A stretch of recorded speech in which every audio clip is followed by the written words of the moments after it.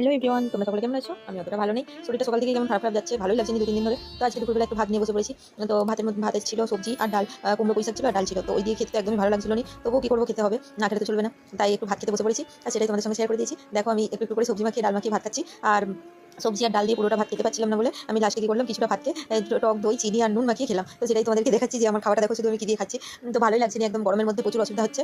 অতিরিক্ত গরমে তোমরাও এরকম হালকা ফুলকা খেও আর পারলে এরকম টক দই দিয়ে ভাত খেও। তো চলো বন্ধুরা, আমার ভিডিওটা তোমরা দেখতে থাকো আর ভিডিওটা এরকম কেমন লাগলো আমাকে অবশ্যই লাইক কমেন্ট শেয়ার করো। আর যারা আমার চ্যানেলে নতুন তারা অবশ্যই করে চ্যানেলটা সাবস্ক্রাইব করে পাশে থাকা বেল বাটনটি বাজিয়ে দিও, যাতে আমার ভিডিও তোমরা সবার আগে দেখতে পাও। দেখো আমার অবস্থাটা শুধু শরীরটা একদমই ভালো লাগছে না বলে কিরকম একটা হয়ে গেছি। তো ঠিক আছে চলো, আমার ভিডিও দেখতে থাকো, টাটা।